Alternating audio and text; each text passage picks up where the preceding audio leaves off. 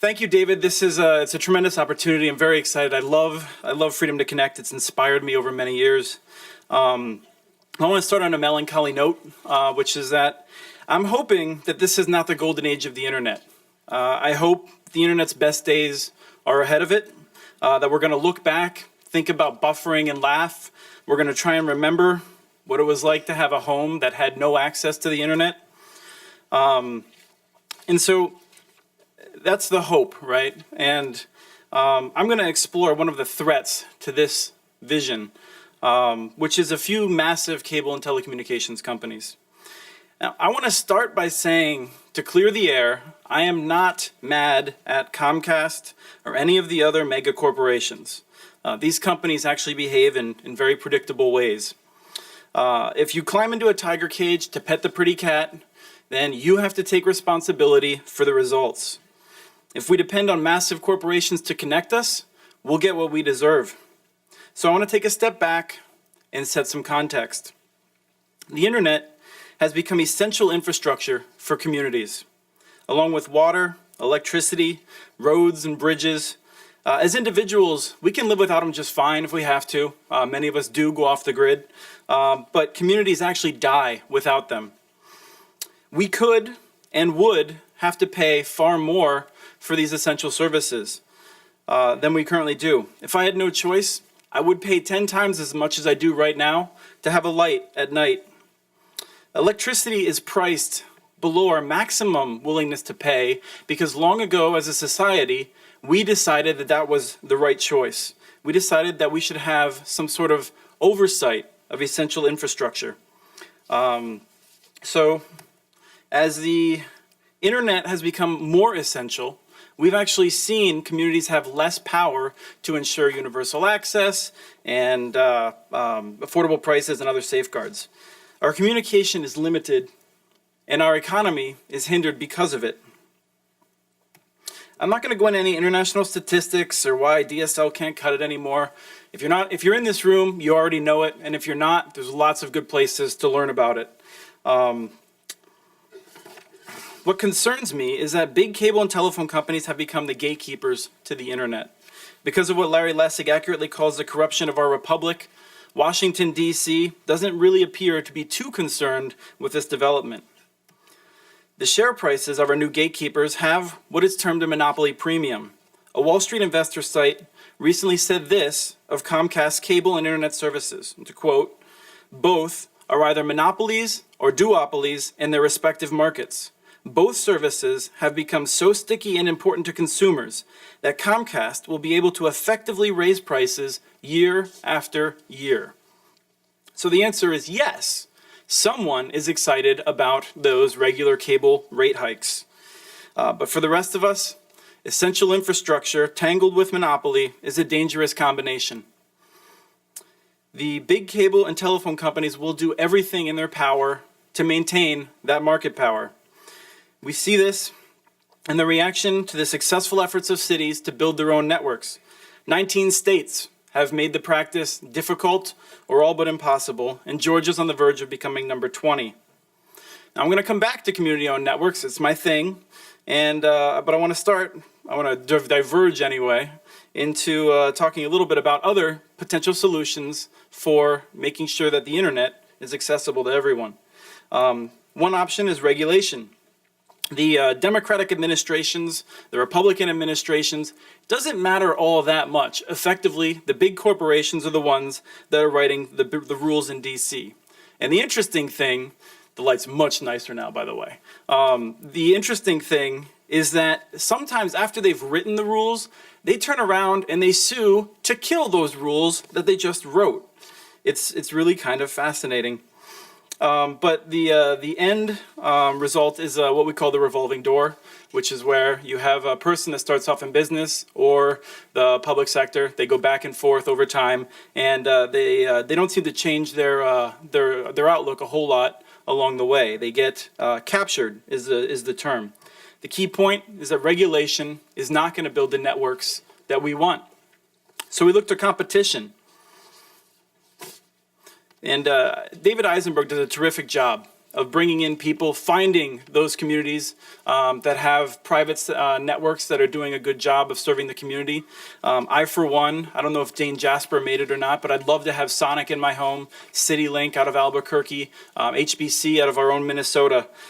They do terrific jobs, and I would be shocked to hear any of the communities that they serve talk about building their own networks. They're wonderful companies.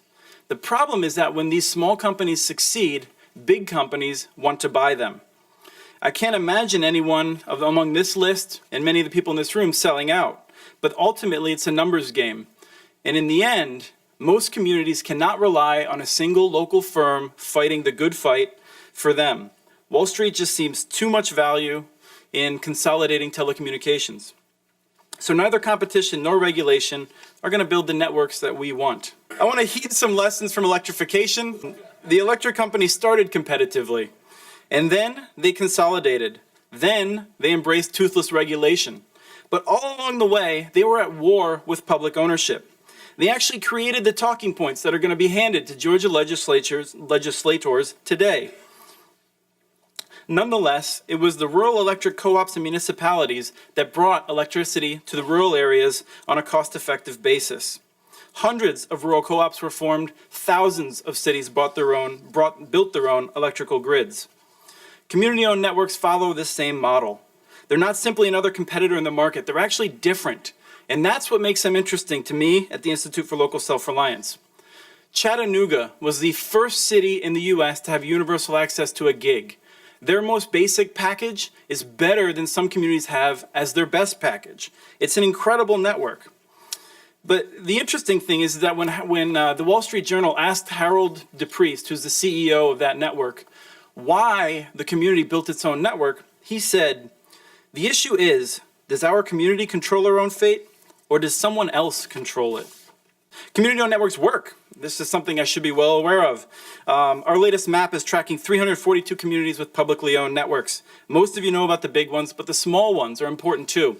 Look at LaGrange, Georgia. They only serve local businesses, and they've helped create thousands of jobs.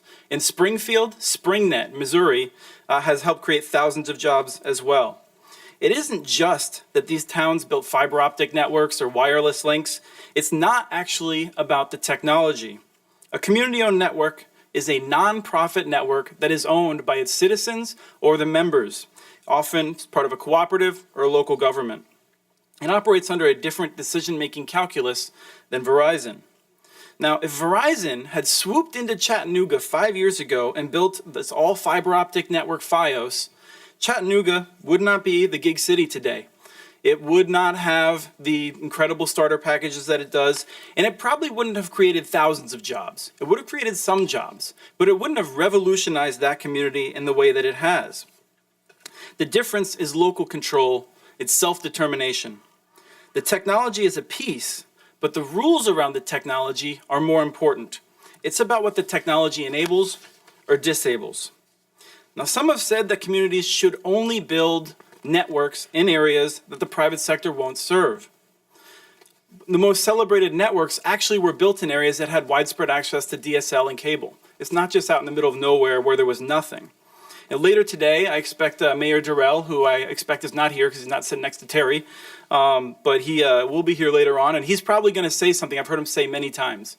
We wanted something better. They got something better. If Bell South had taken them up on the challenge to build a fiber-to-the-home network, Lafayette would be worse off today. And when you hear their story later on today, I hope you'll keep in mind it's not about the technology. It's about the local control. Now, it's important to note that I'm not saying private sector cannot build disruptive networks. We know that they have. Google's network in Kansas City is really amazing. But over the next 5 or 10 years, I worry. Some already have some objections on privacy grounds, and Google's business model and priorities will likely shift.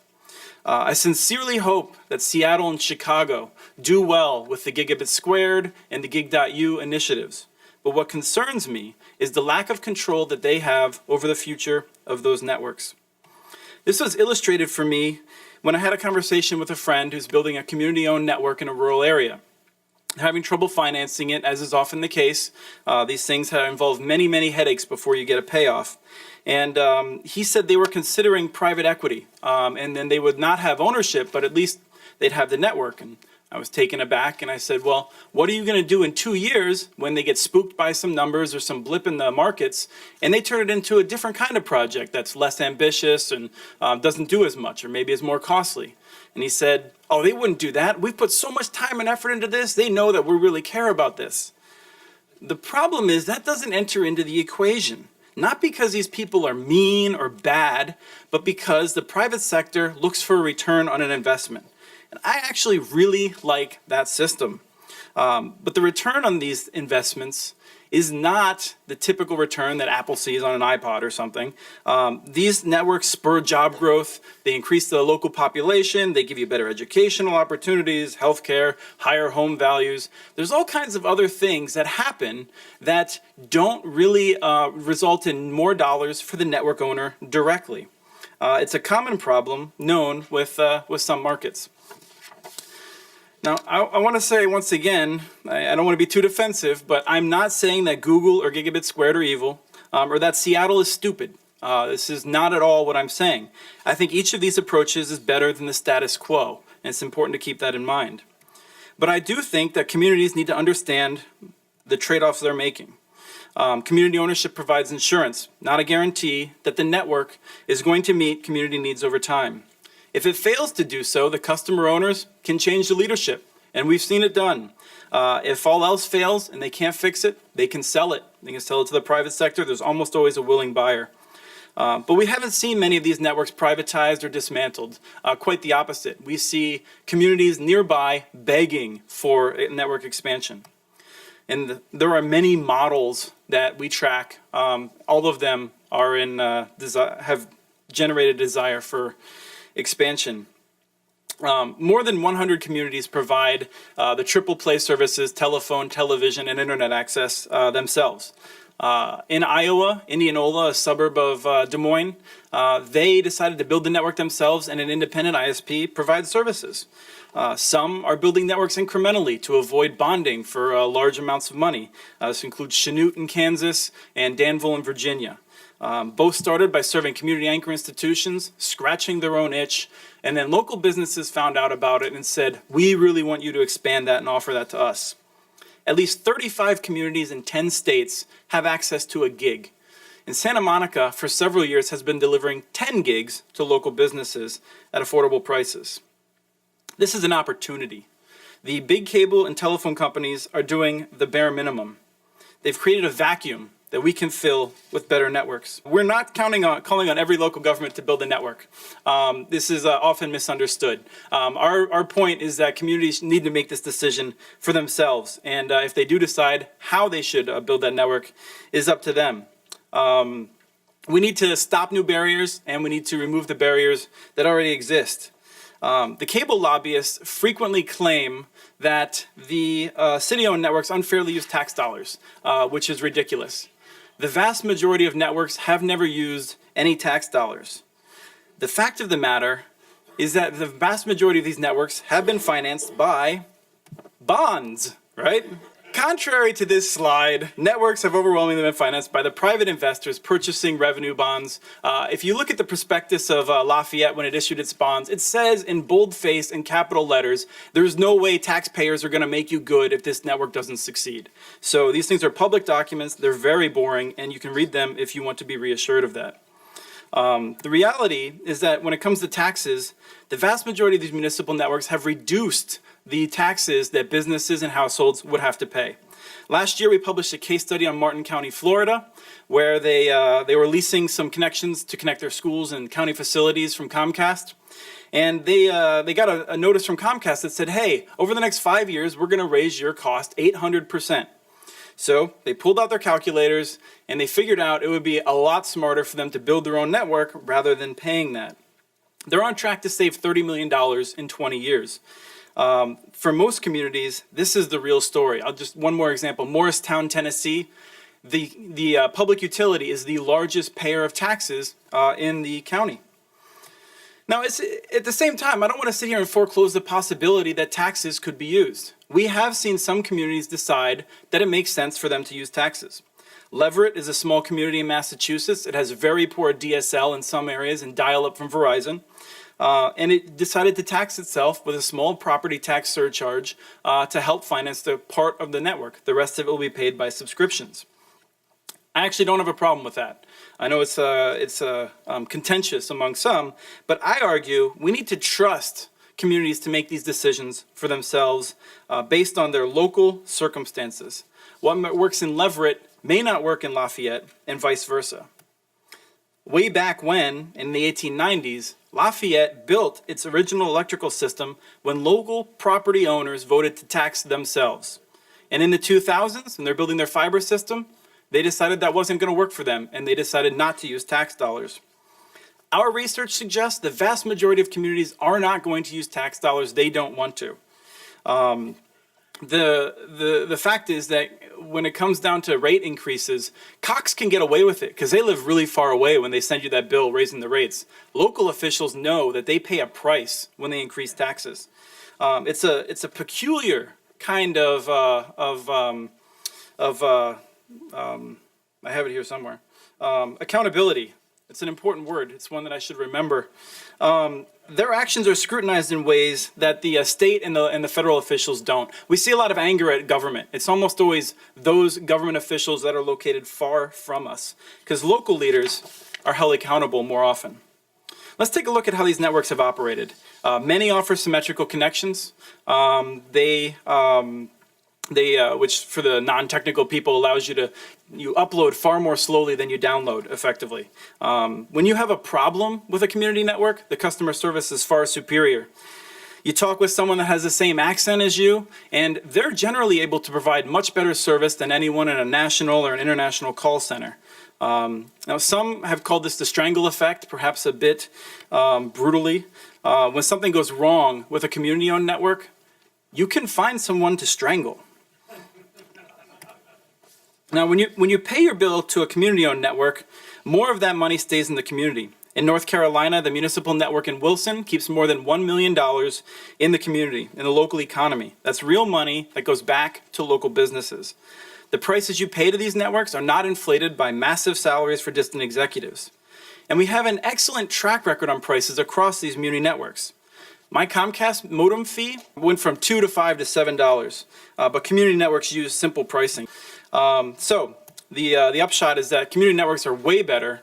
Bristol, Virginia, they had a network that they built that was one of the first fiber-to-the-home networks in the world. They haven't raised the prices since they launched it over 10 years ago. When it comes down to protecting consumer authority, we see that local communities can do it.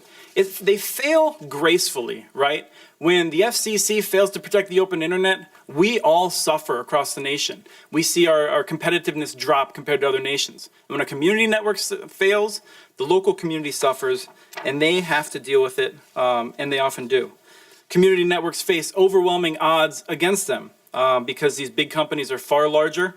They have far more money. They literally take money from one market to offer losing prices in another, to offer below market prices. So a community network is competing against an operator that will lose money month after month, year after year, to drive it from the business, which is what happened in the case of Monticello, Minnesota. The scale effect is that these large companies pay less for everything that they do. Their content, their equipment, their advertising, they pay far less to produce their services. And yet community networks have overwhelmingly succeeded. When they didn't, it's really not all that bad. Utopia is considered a disaster. I would rather live in a city that has higher sales taxes than a city that cannot attract businesses because it has crap cable and DSL. The massive corporations are not going to be reformed, and our regulatory system is not going to tame them. But what we can do is route around them with smart local investments. The best way to ensure our freedom to connect is by building networks that are accountable to the community, that are owned by us one way or another. It's not a last resort. This is a golden opportunity. Thank you.